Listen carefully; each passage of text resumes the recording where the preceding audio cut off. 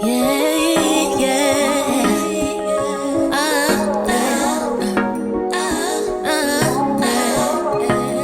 Comfortably me, heavy. Hey y'all, it's Vanessa. Welcome back to my channel. And if you are new here, welcome. I'm happy to see you here.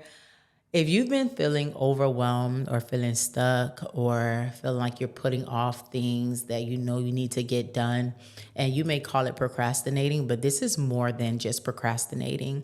This is the enemy disguising himself as busyness in your life, having more than one thing to do, but you're really not moving on purpose, in purpose, and doing what God called you to do. This video is for you. This is more than procrastination. This is more than just being overwhelmed. This is warfare. The enemy is not going to have your destiny. You're going to live the life that God called you to live. I want to talk about the spiritual side of what it looks like to be so busy that you're doing more than one thing and you feel overwhelmed and you're really not living the life that God called you to live. You can't stay focused, and that causes you to be full of anxiety because you have no peace, because you feel like you're left behind or you're behind in life. This message is for you. That is nothing but the plot of the enemy. And this will bring forth clarity as to why you keep starting and not finishing, because that is an endless cycle, but you can break it today. Let's be real. The enemy does not attack you with sin. The enemy attacks you with distractions. As long as he can keep you distracted enough, he can move you outside of God's will. And when you're outside of God's will, it's free range for the enemy to have his way in your life. That gives the enemy full range to wreak havoc in your life. You're constantly doing 10 or more things. You're all over the place. You're always busy. You're always doing something. You never have rest. And you know, not having rest is a problem. God called us to rest. Even Jesus rested. That's why it's important to have a Sabbath day, no matter what day it is, right? But honoring the Sabbath, honoring your resting time, because that is productive. That's when God gives you new revelation, or just spend time with God, just being still in his presence. And that will help you overcome anxiety. That'll help you overcome this feeling of being overwhelmed and feeling like you're all over the place. Because once you learn how to be still, you'll know how to go about that in everyday life, where when trouble comes, you're not quickly to overreact, because you have mastered on what it looks like and what it feels like to be still in his presence and not go off your own understanding, but lean on what the word says. And you can always revert back to that. And that's how you grow spiritually mature. And that's what God intends for us all, to be spiritually mature and not fall for the plot of the enemy, because he has no new tricks. And you may think of warfare as you literally going into war, or you really feel the attack of the enemy, everything you're losing. No, you can literally be having a good time and you can be under spiritual warfare where you're out of God's will and the enemy just has you in limbo, but you feel it on the inside, where on the outside people may not notice, but on the inside you feel this overwhelmed feeling. You feel sadness. You feel the Holy Spirit grieving, and this is spiritual warfare. In James chapter 1, verse 8, it says, "A double-minded man is unstable in all of his ways." And you being double-minded, you cannot please God when you're double-minded, because you don't have a side that you chose. You're on the enemy side, you're on God's side, and anybody that has not chose God wholeheartedly is not really for God. And that's what the enemy wants. The enemy wants you to stay double-minded, where 1 minute you believe in, trust in God, 1 minute you're on fire, 1 minute you're doing the will, and the next minute you're crumbling. The next minute you feel like you're not good enough. The next minute you're smoking weed, drinking until you're drunk, going outside and being promiscuous, having sex outside of marriage. He wants you to be distracted with things like that. When the cares of this life try to choke you up, you revert back to what you used to do to cope. But God is calling you to a deeper place in him. And I've realized this in my life, where although I wouldn't revert back to sin, but the enemy will have me so busy with having so many ideas, where I'm trying to do all of these things, and I call it being productive, but then I'm missing out on what God is calling me to do. God is only calling us to do one specific thing. And if he's calling you to do more than one thing, it all ties together, so you won't get that overwhelming feeling, but all of it will work like a strategy. God gives us great strategy. And if you don't have a strategy for what you're doing, you have to question, is it from God? Why is it so hard for me to do this thing? And it's not saying that the thing that God is calling you to do is going to be just be easy peasy, but it's going to come with some sort of ease, some sort of tenacity of it is going to flow. And if it's not flowing, and even after praying and fasting and seeking his face, and it's not flowing, then you know it's not of God. You know you shouldn't be doing that specific thing at that moment. God called me to consecrate myself, right? And consecration is when you spend alone time with God, like away from everyone, and really focus on his word and, fast and pray, where you're really secluding yourself to spend time with God. And that is very important in our day-to-day life, or even just once a week.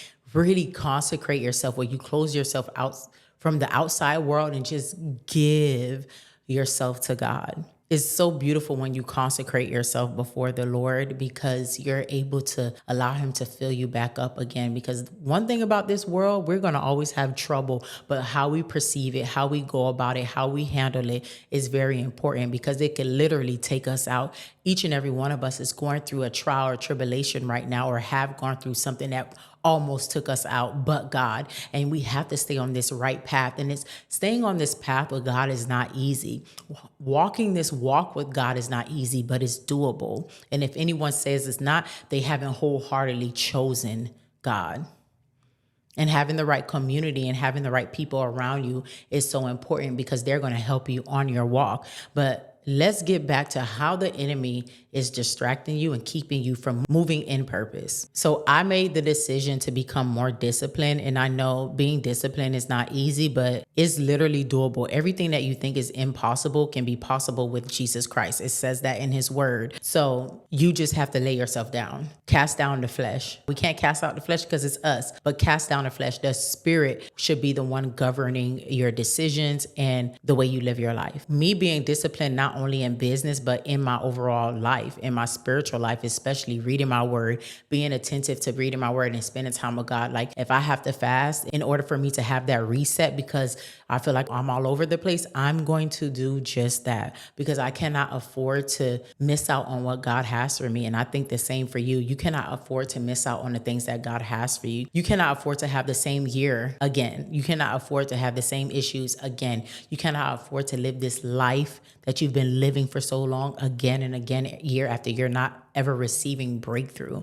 That's not the life that God intended for you to live. And even fasting from social media, because social media can cloud your judgment. It can also make you inferior to other people. If you find yourself being jealous or envious of what other people have, or even comparing yourself, that means it's time for you to draw back. This is not the time to try to get inspiration from social media because you're trying to be a content creator, or you need new business ideas and you want to be inspired. The Holy Spirit will give you the vision. The Holy Spirit will inspire you to do great things. You do not need to look at what your neighbor has, because once you start to covet what they have, that is a sin. So revert from going to social media for all of this inspiration, because it's also a distraction. It's also affecting your mental health, where you don't even look at yourself the same. You think of yourself in a negative way, where you once didn't question your looks. Now you're questioning your looks because you're thinking about that girl you just saw 20 minutes ago in a bathing suit on an island. You're questioning even the type of man you're dating, because he can't maybe buy you what you see the next girl has on social media. And doesn't mean he's not a good man, but now you're questioning his value because of what you saw on social media. And that's just not right, because you'll miss out on what is really for you when you start comparing what your neighbor has and try to covet what they have. You don't know what those people go through behind closed doors. And even if their life is what they portray it to be, you have a life of your own, and it's okay to want more, but don't want more based off of what someone else has. And that's not even really you, because it's never going to fulfill that empty space that you think it's going to fulfill. You're going to continuously be empty, searching. You're going to always be seeking after more and more, and that thing becomes your idol. Over consuming content, over consuming things that don't do your spirit any good is detrimental to your mental health, your emotional health, and your overall health. It's time for you to clear your mind. And this is where you have to implement like strategy. because God didn't call us to live like this, and we're going to come out of it because what we can do all things through Christ who strengthens us. Philippians 4:13. So this is the strategy and what you should do next. Consecrate yourself for at least 30 days. And I know you may think that's a lot. That doesn't mean that you have to really close yourself off for 30 days away from everybody. So you can consecrate for 30 days with God, and it doesn't mean that you can't go to work or do regular activities, but you're literally kind of not really doing what you used to do. Like if you used to go out with your friends every weekend for 4 weekends, you're not going to go anywhere. You're going to spend time with God. So 30 days of consecrating yourself before the Lord is only going to bless your life. I'm telling you this, you will come out of your consecration a totally different person, a better person. You're going to be more wise, more sharpened, and just have an intimate relationship with God and completely reverencing the Lord. This is you setting yourself apart away from the world so you can tap into what God has for you. And what he has for you, I'm not talking about tangible things. I'm talking about what he's trying to do on the inside of you,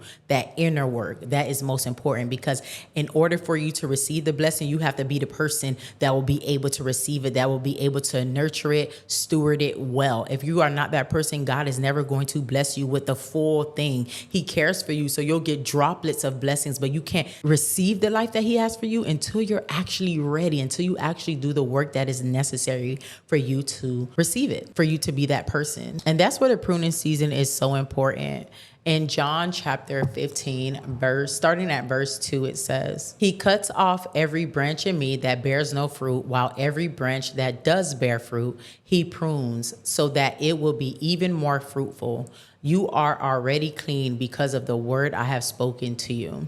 And going back to verse 1 from John chapter 15, it says, "I am the true vine and my Father is the gardener. And this is Jesus speaking. Knowing that the pruning season is only to sharpen you and to make you better. It's a growing pains is what I like to call it, because it's going to hurt, but you're growing in the midst of you experiencing all of this. I don't want to call it turmoil because it sounds bad, but when you're thinking of losing people, losing things, your heart will probably be broken, but it'll fix your vision. It'll change who you are and mold you to who God has called you to be. So it ends up blessing you in the end. So it's not completely turmoil, because when I think about turmoil, I think about everything negative. Your life is upside down and you need Jesus to save you. So it's not complete turmoil, but it's to bless you. You got to cut off distractions, and you consecrating yourself before the Lord is going to help you cut off the distractions. You cannot afford to miss out on what God has for you in this season. Yes, it takes discipline to really consecrate yourself, but imagine if you're able to consecrate yourself for 30 days and you're going to become unstoppable. Just imagine if you're able to stay disciplined that long. There's nothing that you cannot do. Once you build up a system, build up the strategy, build up the strength, the mental, spiritual, and emotional strength to do something for 30 days, you become unstoppable, unrecognizable, and you will be the person he called you to be. Most importantly, you have to show God that you're ready. You have to show God that you're serious about his business. You have to show God that you care about you. You care about doing his will. And that means getting in his presence. Starve your distractions. It means you no good. Trust me. I am in my 30s and I wish I was not so distracted doing all of these good things, these amazing things that I've done. But was it really truly what God wanted me to do? Because if it truly was, I don't think I would be uncovering these things still. Don't let it happen to you. I want you to do better than me. Yes, clock that. I want you to do better than me. I want you to live a good life.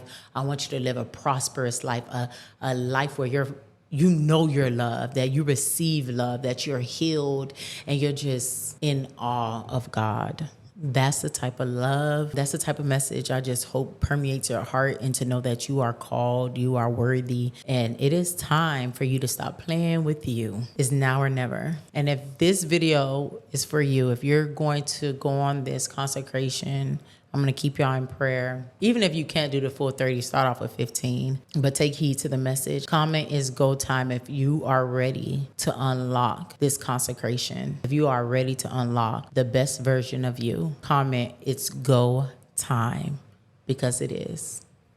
Bye.